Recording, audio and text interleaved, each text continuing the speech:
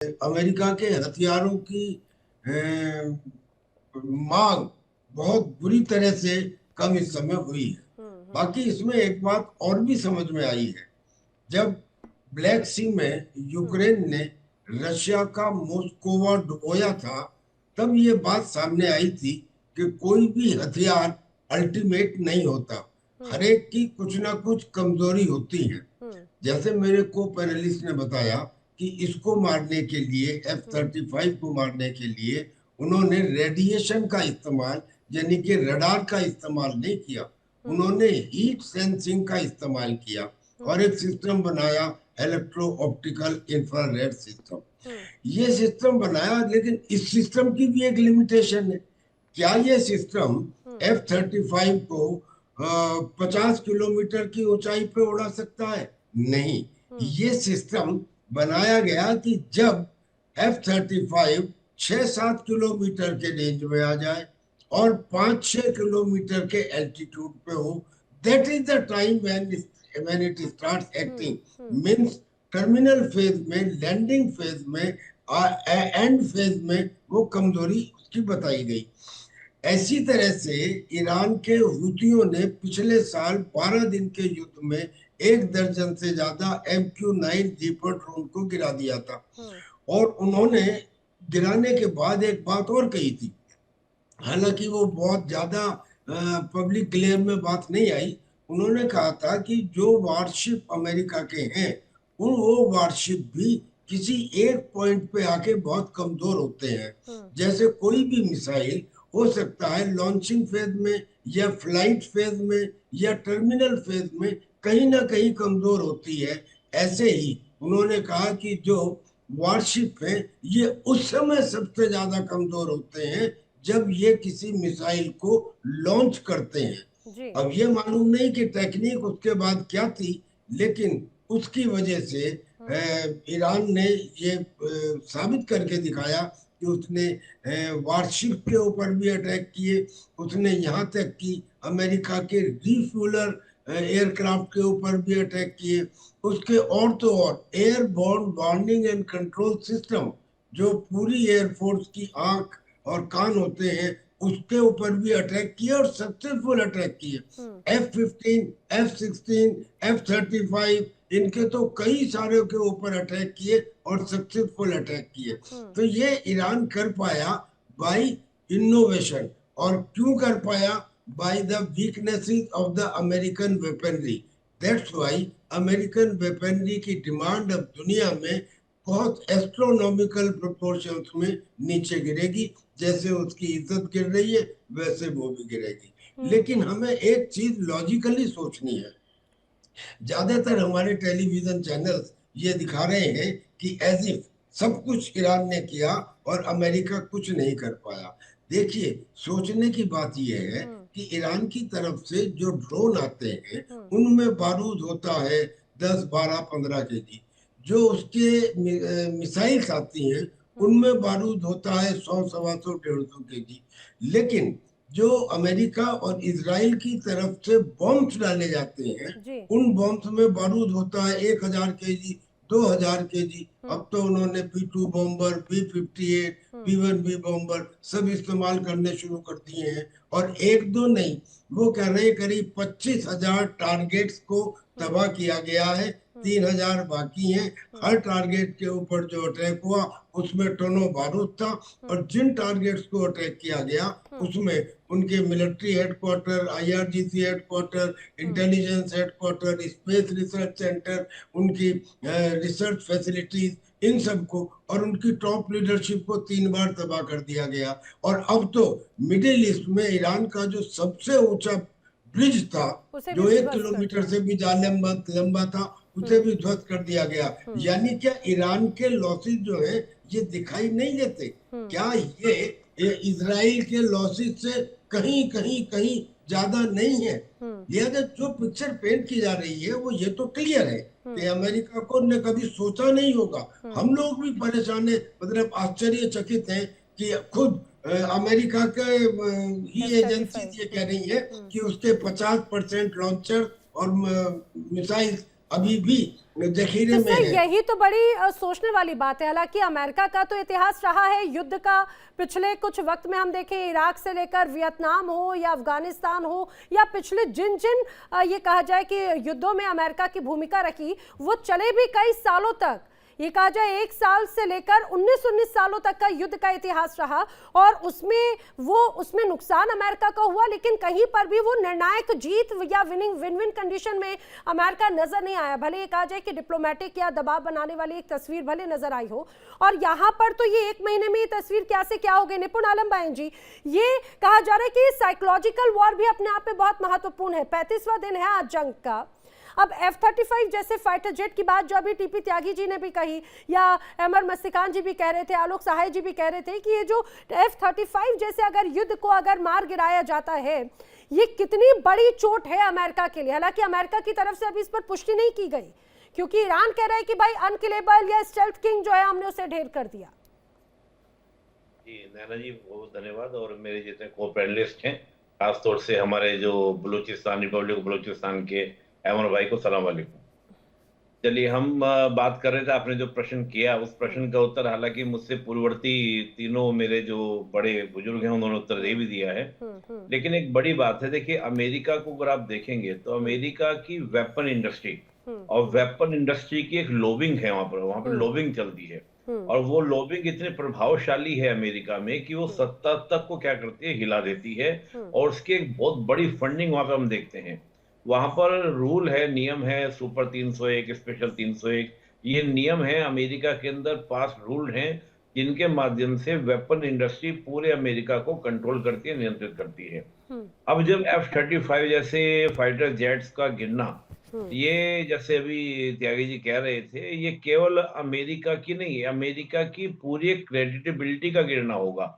और इससे क्या होगा कि जो और कंट्रीज के, चाहे राफेल की हम बात करें या हम चाइना के जेट्स की बात करें या और कंट्री के हम जेट्स की बात करें, उनकी डिमांड मार्केट में बढ़ेगी और इससे अमेरिका की जो वेपन इंडस्ट्री है उस पर भी एक बड़ा आघात पहुंचेगा। और ये निपुण निश्चित जी, रूप से लेकिन सिर्फ अमेरिका की। F-35 ही नहीं, आप अपनी बात पूरी कीजिएगा। अभी हमने हाल ही में इस युद्ध में देखा, चाहे बात S-300 की हो, तमाम डिफेंस सिस्टम्स की हो, वो तमाम ये ऐसा लगता है कि वो खाली ही साबित हुए। तो अब तो साउथ कोरिया, जापान जैसे देश भी सवाल पूछेंगे, और अब उनका एक तरह से माइंड डाइवर्ट भी होगा, इसमें भी कोई बात नहीं है, इसमें कोई शक नहीं है। और इन 35 दिनों में इजराइल जो बड़ी सैन्य ताकत का जिक्र करता, अमेरिका जो बड़ी सुपर पावर का जिक्र करता था, वो तो सारी चीजें एक तरह से धुल गई हैं। हाँ, इसमें एक बड़ी बात, मैं एक लाइन और जोड़ दूं, फिर मैं आगे प्रश्न उत्तर हाँ, दूंगा। बिल्कुल बिल्कुल इस सर समय सर। सबसे ज्यादा तो पाकिस्तान अपने माथे पे मार रहा होगा। हाँ हाँ। पाकिस्तान ये बड़ा F-15 मेरे पास है, F-16 मेरे पास है, ये है वो है, वो बैठ के करा होगा कि मैं क्या लेके बैठा हुआ हूँ। जब 35 गिरा देते हैं तो 15-16 की तो औकात क्या होगी। बिल्कुल। देखिए, ये यही बात है। और जो आपने कहा साइको वॉरफेयर, देखिए साइको वॉरफेयर तो इतना प्रभावी होता है कि हम कभी भी, चाहे फर्स्ट वर्ल्ड वॉर में देखें, सेकंड वर्ल्ड वॉर में देखें, बड़ी बड़ी सेनाओं के परखच्चे उड़ा दिए गए हैं साइको वॉरफेयर में। अगर अमेरिकन फोर्सेस के बीच में ये मैसेज जाता है बहुत अच्छे से कि इस प्रकार से हमारे एयरक्राफ्ट को गिरा दिया जा रहा है, तो मुझे लगता है कि वहां पर जो ग्राउंड ऑपरेशंस की बात अमेरिका कर रहा है कि हम ग्राउंड ऑपरेशंस करेंगे, तो वो शुरू होने से पहले ही खत्म हो चुका है। और देखिए, आज की स्थिति अमेरिका की ये है कि नाटो का कोई कंट्री साथ देने को तैयार नहीं है। पाकिस्तान भी अपना जो गेट है वो देने को तैयार नहीं है। अगर ग्राउंड ऑपरेशन अमेरिका करेगा तो कहां से करेगा? पाकिस्तान से करेगा। पाकिस्तान अपनी नई तरह की खिचड़ी बनाने का प्रयास कर रहा है। तो जो एक चीजें होती हैं, चाहे वो हम स्ट्रेटेजिकली बात करें या हम डिप्लोमेसी में बात करें या हम बात करें कि जिस प्रकार की एक गुडविल, एक इमेज होती है, उन सारे एरियाज में अमेरिका लगातार क्या हो रहा है, डाउन हो रहा है। और इसका सीधा इम्पैक्ट केवल और केवल अमेरिका की फोर्सेस पर नहीं, अमेरिका की पॉलिटिक्स पर भी पड़ेगा। कि अमेरिका की पॉलिटिक्स में जिस प्रकार के घटनाक्रम या चेंजेस हमको देखने को मिल रहे हैं, आप सोचिए, एंड टाइम पहले जब ग्राउंड ऑपरेशन की बात अमेरिका कर रहे हैं तो आर्मी के जनरल को बदल देना, बिल्कुल, ये इतनी बड़ी बात है कि आप ऑपरेशन करने का स्टार्ट करना चाह रहे हैं, उससे पहले बदल देना और उसके बाद आपके हमले। मैं मानता हूं कि अमेरिका ने ईरान को बहुत नुकसान पहुंचाया है। आज हम देख रहे थे, अमेरिका ने यह भी कहा कि हम जो इलेक्ट्रिक है पूरा पूरा जो उनका पावर ग्रिड वगैरह है उन सबको हम ध्वस्त कर देंगे। आज इंफ्रास्ट्रक्चर पे भी ईरान पे अटैक हुआ है। तो निश्चित रूप से ईरान को काफी समय लगेगा, दशक लग जाएंगे बिल्कुल। इन सब चीजों से उभरने में। लेकिन अमेरिका देखिए कहते हैं ना, बहुत ताकतवर व्यक्ति को एक थप्पड़ लग जाए और अगर कोई कमजोर व्यक्ति है उसको चाहे आप कितना ही पीट ले उतना फर्क नहीं पड़ता है, लेकिन एक ताकतवर व्यक्ति को अगर आपने थप्पड़ भी लगा दिया बिल्कुल। उसकी चर्चा, उसकी गूंज ज्यादा होती है। तो बिल्कुल। अमेरिका कहीं ना कहीं उस ट्रैप में जा रहा है जिसमें इजराइल उसको खींच कर लाया है और अभी भी अमेरिका ये नहीं समझ पा रहा कि मैं इससे एक बाहर कहते कैसे हैं ना निकलूं? फेस सेविंग पास कैसे निकले ताकि मैं इससे बाहर निकल जाऊं। और यहाँ पे कहीं ना कहीं त्यागी जी ने एक बहुत अच्छा पॉइंट छेड़ा, वो भी बड़ा इंटरेस्टिंग बात है। परसों एक रिपोर्ट अमेरिका की ओर से ही आई कि 40% उन्होंने अपने मिसाइल यूज कर लिए हैं। हाँ, आप हाँ। सोचिए 40% मिसाइल अगर वो यूज कर दिए हैं, उनको 4-5 साल लगेंगे दोबारा से उन सारे मिसाइल्स को बनाने में। और बिल्कुल। 4-5 साल के लिए जो रेयर अर्थ मिनरल्स उनके लिए चाहिए, कल को अगर चाइना मना कर देता है और उस स्थिति में चाइना और अमेरिका हेड टू हेड सामने हो जाएं, उस स्थिति में तो अमेरिका ने आपको नेग्ट कर दिया है बिल्कुल कि सही बात आइए है। आपको मार दीजिए, हिट कर दीजिए। तो जो ये एक ट्रेजेडी भी हो सकती है। और देखिए कहा भी जाता है कि वेनेजुएला के बाद जिस प्रकार से अमेरिका मुझे लगता है ओवर कॉन्फिडेंस का शिकार हुआ, और उस ओवर कॉन्फिडेंस में कहते हैं ना फ्रंट फुट पे आके खेल रहा था अमेरिका।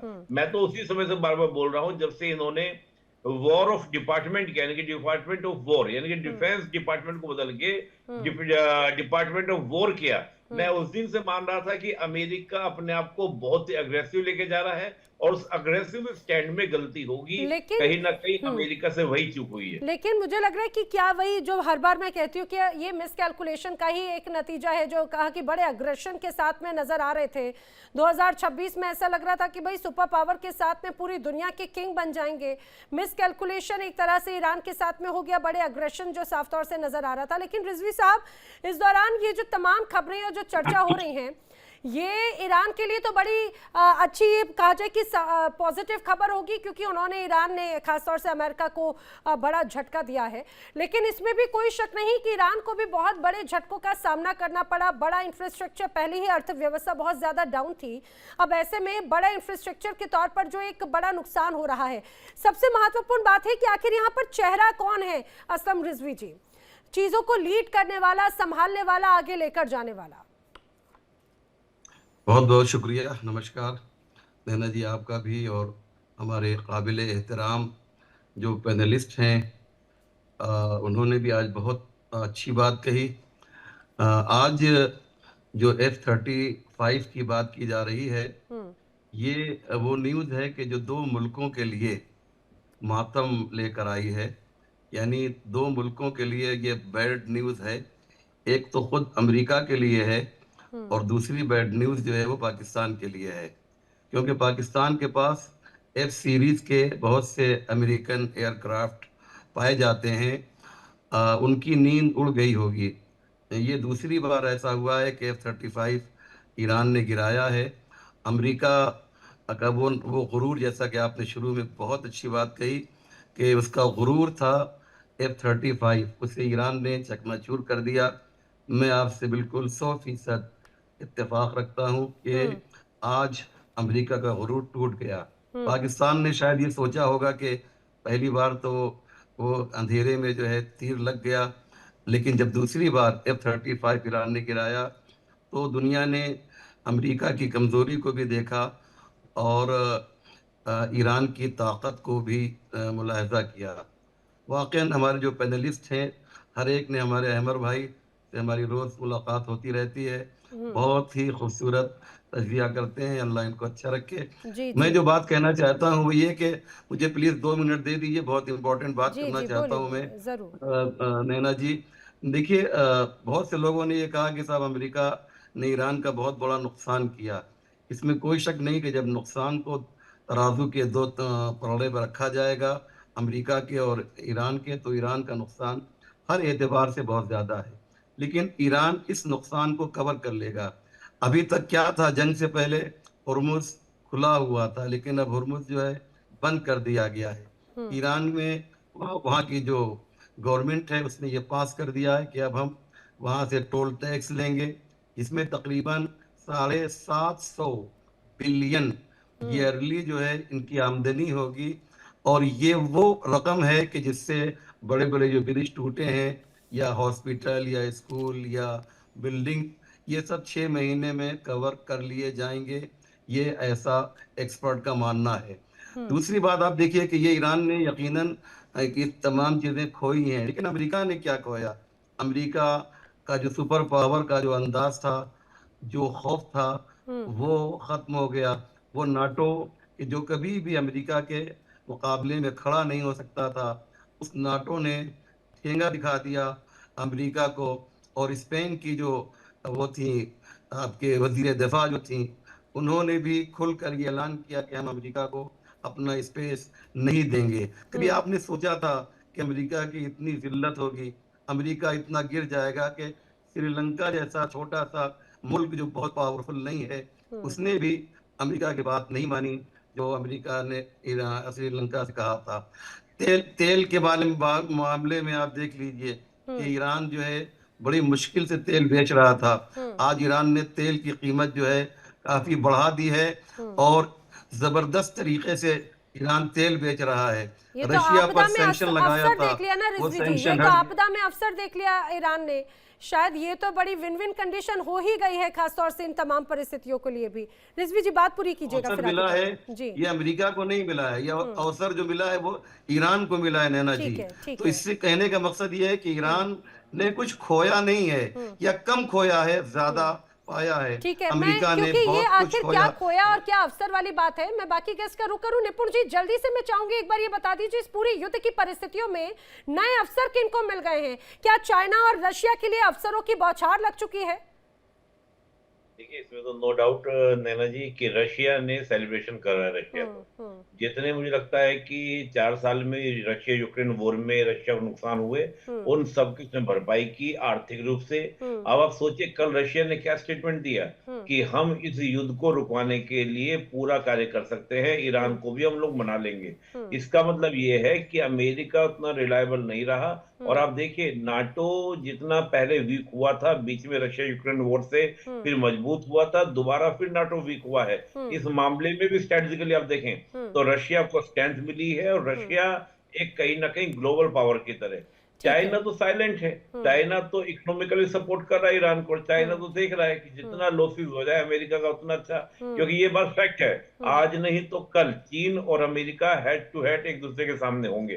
उस स्थिति में चीन वेट कर रहा है कि जितना लॉसेस होगा उतना ही ज्यादा हम अमेरिका को क्या करेंगे, मार लगाएंगे। और आप देखिएगा अभी आने वाले दिनों में ही, कुछ ही दिनों मुझे ऐसा लगता है कि चाइना ताइवान के ऊपर भी अपने ऑपरेशंस कर सकता है कि इस प्रकार की स्थिति में ये तो अमेरिका नहीं घेराबंदी जा कर पाएगा। दी ना, स्ट्रैटेजी तो एक तरह से यही है टीपी त्यागी जी। इसी स्ट्रैटेजी के साथ में अब चाइना की रणनीति नजर आती है। रशिया भी नहीं चाहेगा कि ये युद्ध जल्दी खत्म हो, आर्थिक रूप से वो एक बार भरपाई कर रहा है। अमेरिका को बहुत कुछ है खोने के लिए अभी।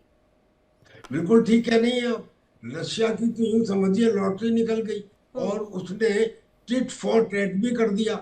जो जैसे अमेरिका यूक्रेन को मदद कर रहा था वो ईरान को मदद कर रहा है। जैसे अमेरिका नाटक कर रहा था कि मैं पीस समझौता करा देता हूँ बार बार यूक्रेन में और रशिया में, अब रशिया ने कहा कि चलिए हम पीस समझौता करा देते हैं आप में और ईरान में। जो उसके ऊपर प्रतिबंध लगे थे उसने नहीं मांगा, अमेरिका को मजबूरी में हटाने पड़े। ये उसकी जीत हुई रशिया की। जहाँ तक चाइना का सवाल है, चाइना का ये कहना कि भाई वो बहुत जल्दी ताइवान के ऊपर अटैक कर सकता है, यस, 2 कारण है। एक तो ये कि अमेरिका की पोल खुल चुकी है और दूसरा ये कि 2013 में ही चाइना ने बाकायदा एक पॉलिसी बनाई थी जिसके मुताबिक 2050 तक उसे 5-6 युद्ध लड़ने थे। पहला ताइवान से, दूसरा स्पार्टले आइलैंड, तीसरा इंडिया से, चौथा पनामा आइलैंड, पांचवा मंगोलिया से और छठा रशिया से। अब इसमें पहला जो था ये 2026-27 तक होना था, 2025-26 तक होना था।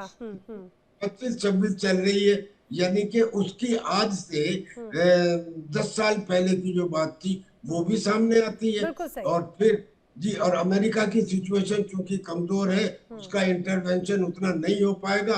जब उसके पास खुद अपने लिए हथियार नहीं है तो वो कैसे तो यूक्रेन को देगा और कैसे ताइवान को देगा और कैसे जापान को देगा, और अगर दे भी दिए तो उनके हथियारों का क्या भरोसा, जो ईरान ने दिखा दिया। तो लिहाजा चाइना के लिए भी एक गुड सिचुएशन है। और तो सबसे बड़ी बात, ये चाइना वगैरह तो ठीक है, मैं कह रहा हूँ अब एक नया वर्ल्ड ऑर्डर आपको निकलता हुआ दिखाई देगा। कैसा सर?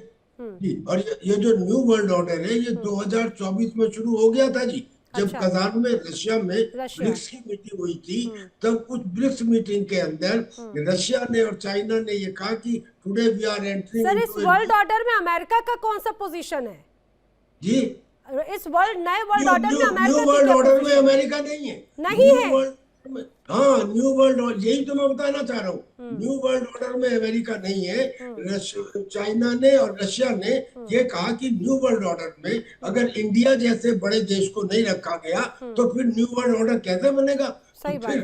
चाइना से कहा गया कि तुम तुरंत अपना जो बॉर्डर डिस्प्यूट है इंडिया के साथ उसे खत्म करो। ब्रिक्स की मीटिंग से 24 घंटे पहले डेप्सोंग और डेप्चॉक का जो इशू था वो रिजोल्व कर लिया गया। और इसकी मानगी देखने को मिली पिछले साल जब एससीओ की मीटिंग हुई। उस मीटिंग जब पुतिन और जी जिनपिंग और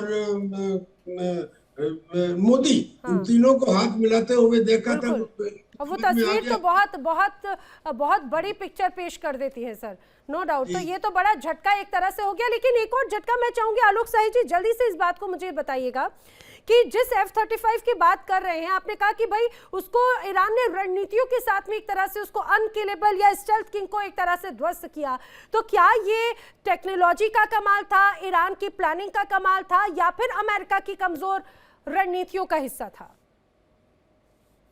दोनों है नैना जी, मैं बताऊंगा कैसे। क्योंकि ये जो माजिद सिस्टम है ना, इन्होंने 4x4 लाइट टैक्टिकल ट्रक पर इसको माउंट करके रखा हुआ है और ये काफी ज्यादा मोबाइल है। तो ये क्या कर रहे हैं कि इसको निकालते हैं और इस्तेमाल करके और जल्दी से फिर इसको टनल से अंदर रख कर लेते हैं ताकि ये छुप जाते हैं जल्दी और खुले भी किसी भी जगह पर शॉर्ट नोटिस पे इसको डिप्लॉय करके इसका इस्तेमाल करते हैं। लेकिन इसका एक लिमिटेशन है, जैसा कि जनरल त्यागी साहब ने बताया कि ये लॉन्ग रेंज का नहीं है, शॉर्ट रेंज पर। तो F-35 को अब ये कॉशन लेना पड़ेगा कि वो अपना एस्टिमेट्स लगाएंगे कि हम किस हाइट से ऊपर अब उनको ऑपरेट करना है। तो ये अब जो है कैट एंड माउस का गेम चलेगा और इसमें कोई शक नहीं है कि ईरान ने एक अपना दिमाग लगाया है और उनकी इस कमजोरी को पकड़ा है। अब यूएस के जो फाइटर्स हैं वो अनरिस्ट्रिक्टेड किसी भी ऑल्टीट्यूड पर ऑपरेट नहीं करेंगे, अब उनको सेफ ऑल्टीट्यूड पर ऑपरेट करना पड़ेगा।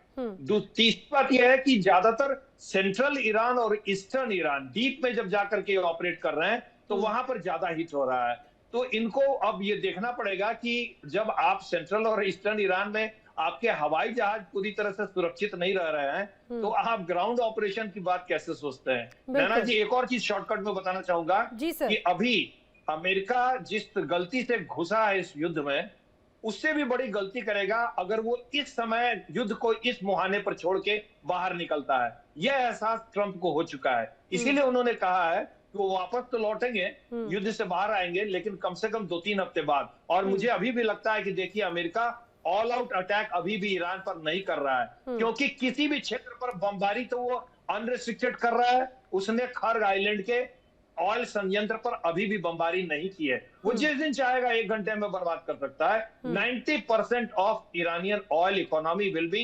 डिमोलिश। तो ये अभी अमेरिका नहीं कर रहा है, लेकिन अगर ईरान जरूरत से ज्यादा आक्रमण करेगा और अमेरिका के पास दूसरा चारा नहीं रहेगा, वो ज्यादा बौखला जाएगा, तो ये कदम भी हो सकता है अमेरिका उठाए और ये बहुत ही तो सर अमेरिका तो अभी ये चाह रहा है कि